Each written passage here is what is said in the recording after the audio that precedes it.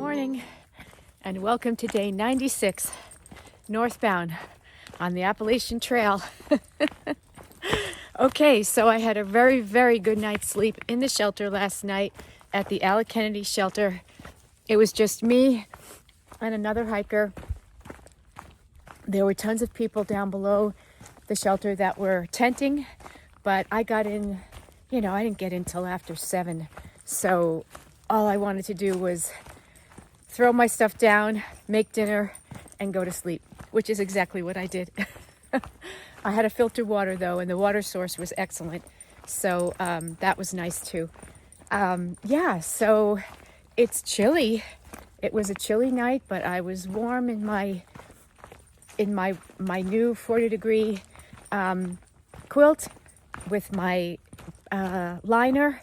So I was warm. I did sleep with my hoodie last night, my alpaca hoodie, and my wool hat, which I did not send home, which I'm glad. And I was warm as can be. Micah was snuggled up against me, so life is good. Okay, so today, as you know, I've done a 19 and a 20 mile back-to-back. Today is just a 4-mile day into Boiling Springs, and I'm grateful to Mikki, who is a friend of Francie, and she has generously offered that I stay at her house tonight. So I am hiking down. She lives apparently 2 blocks from the trail. Oh, I hear something in the woods. Probably a deer. It sounds very large. And Micah is listening too.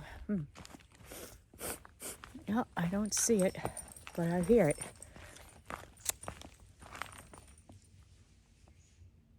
No, I don't see it. But anyway, it probably hears me talking and is taking off. Okay, so Mikki, thank you for your generous hospitality, and I look forward to a shower and doing laundry, and I have a little bit of resupplying to do. There's not many miles between Boiling Springs and Duncannon. I think there's like 24 miles or something, so I only need to resupply for a couple of days. The trail goes right through Duncannon, apparently, so I don't really need much, but I do need a few things.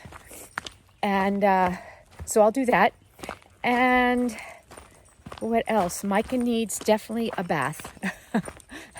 So I'm going to wash him down before I get to before I go inside Mikki's house. He's not bad, but he's just a little trail dusty. And I wanted to say something else and I forgot. I guess it doesn't matter. It'll come up. Oh, 4 miles. So I'm just doing 4 miles today. I think I was going to tell you. And then I'm just, like I said, laundry, resupply. There is food. Very important. There is a cafe in Boiling Springs, and they serve breakfast and lunch. And I should be there in time for breakfast. So, because it's only 8 o'clock now. And I should be there in a couple of hours. So I'm looking forward to having a little breakfast there and then going over to Mikki's house and cleaning up. All right. So that's the story for today. I hope you're all having a great Tuesday. And I'm going to keep moving because it's 55 degrees right now. So it's a little chilly. And I didn't wear my sun hoodie. But I think I'm going to be okay because I do have a little bit of a climb coming up soon. All right, enough of my babbling. Hope you're all having a great day, and I'll keep you posted. Bye. I just climbed up Center Point Knob. It was a good climb. Nice way to start the morning. And I've got a good view up here. I don't know if you could see it through the trees, but definitely hear sounds of the city down below. I hear trains. I don't hear cars yet, but I definitely hear trains. All right, heading to Boiling Springs. We've been in the woods and just came out, and there's some beautiful farmlands here that we're walking through. Looks like they're growing hay, cultivating hay, and it smells so good. Really nice. A lot of dark clouds, but there was no rain in the forecast. So, I don't know. We'll see. But it doesn't matter. For me anyway, I'm only doing 4 miles. So, I'm up for anything. Yeah, beautiful. Very nice. Oh, looks like they're growing corn here. I was wondering what it was, but the trail is going right up this hill. We came from back there, and I almost got off the trail. Well, actually, I did get off the trail for a little bit because I was distracted by black raspberries.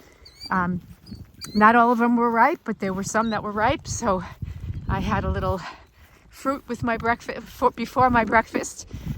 They were so sweet. Anyway, definitely a cornfield here, and looks very healthy, really beautiful. And the trail continues up there.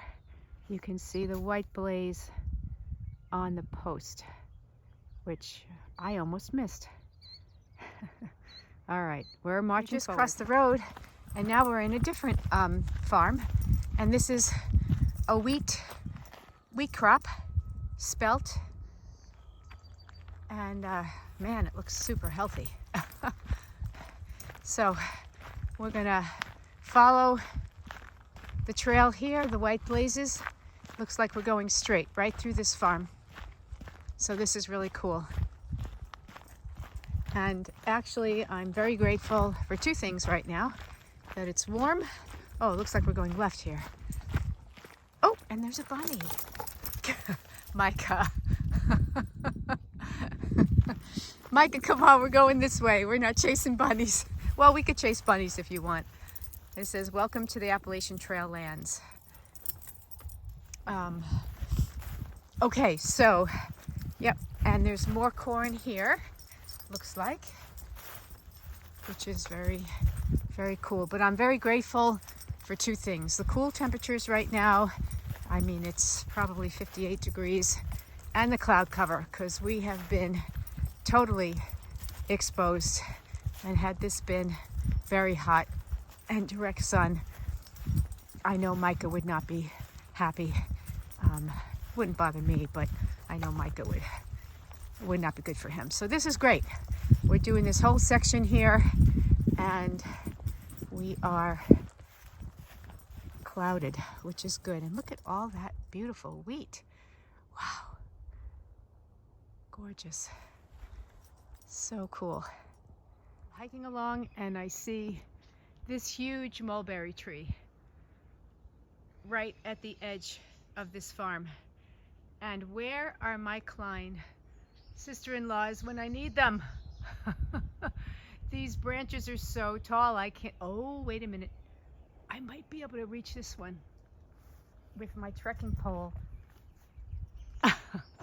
I need my tall Klein family. Oh, yeah. All right. There's a few ripe ones on here. See the dark ones over there? Those are going right in my mouth. And the rest of these, oh, there's lots of dark ones up there. Oh boy, lots of dark ones. I need a ladder. Wow, those were absolutely delicious. Oh, and there's more. Well, we're in Boiling Springs, and there's the train tracks. That was the train we were hearing this morning. And yeah, I am going to look for the cafe for breakfast, and then maybe a resupply if possible, and then I'll find Mikki's house. So we'll be on a little bit of a excursion here, but I think we'll be able to find everything.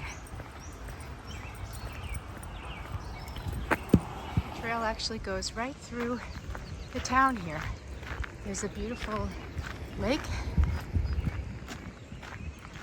and I'm actually on the AT right now, and there's beautiful plantings here, gardens, lavender, nice. There's a home there with beautiful plantings. Wow, Korean dogwood already had its blooms. I don't think ours at home has even bloomed yet. Wow, very, very nice. Nice lake. Yeah, so the cafe is at the end of this lake and to the left, so that's where I'm heading for some breakfast. I don't know how some hikers just eat a power bar and then hike. I had a bar and I'm starving. I don't know, something about my oatmeal and the gorp that I put in it sustains me for a couple of hours, and then I eat a bar. Yeah, this is really cool. And there's a hiker coming. Very pretty. Plenty of Canadian geese and ducks around here, that's for sure. Nice little gazebo. Okay, so I'm in the center of town now. There's the post office of Boiling Springs, Pennsylvania. And the trail, this is where I'm going to start tomorrow when I head out again. I see the trail goes behind this parking lot. But I'm going to go left and get something to eat and then find Mikki's house. Okay, so here we are. We're in Boiling Springs. And it says, this park was established as a place for our veterans to relax and share the beauty of a picturesque village. When we are away from home, we often dream of such places, and we are fortunate to live in one. Freedom is not free. It always comes with a cost. Understanding that, we as veterans living in this community want to thank the many young men and women serving around the world, defending our great nation and protecting our freedoms. We salute you. And this park here is Veteran Park. And the cafe is right behind it.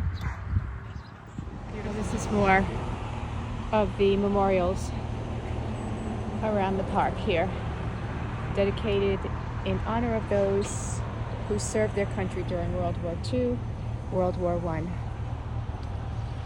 All through here.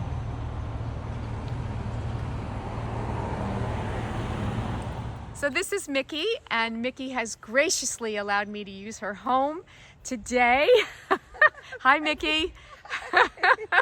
And that's her beautiful home in the back, with the screened-in porch on top where my smelly pack is airing out. And she's 2 blocks from the trail. So this has been so convenient. And she's now going to take me to the grocery store. Absolutely. And I'm just so thrilled. Dried tuna. And what? Dried tuna. We got to get some tuna. We got to get some other things. But look at these beautiful trees. Yeah. You planted these, right? I planted these. This was here. Wow. It's not even my tree. My boundary is 12 inches from the edge of my house. Wow. It's the neighbors, but I've loved it. It's so heavenly. Look at these gorgeous trees. And Gilles had a gorgeous tree like this. that. So I just have, And tell me a little bit of the history of your house. well, it's part of the Underground Railroad. Underground Railroad. Daniel Kaufman was an abolitionist at age 19 in 1830s and 40s. Wow. And he got caught twice. And there were big settlements. He lost all of his fortune. This was all farmland. He and his brother owned all of them, acres and acres.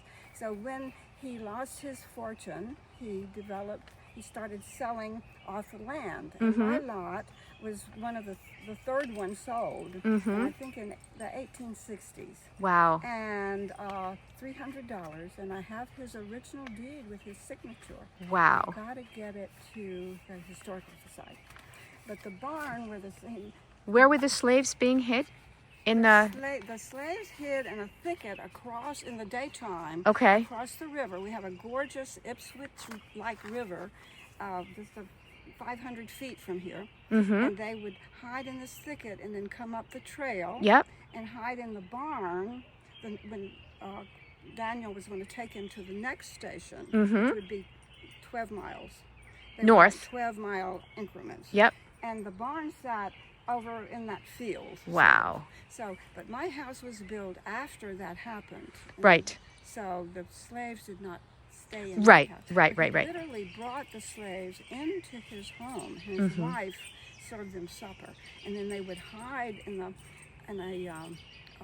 wagon. Wow. Covered with hay or whatever. Wow. Nobody even knew that he was an abolitionist. It was so secret. Wow. And a lot of wives didn't even know, but Daniel's wife They did kept and it helped him.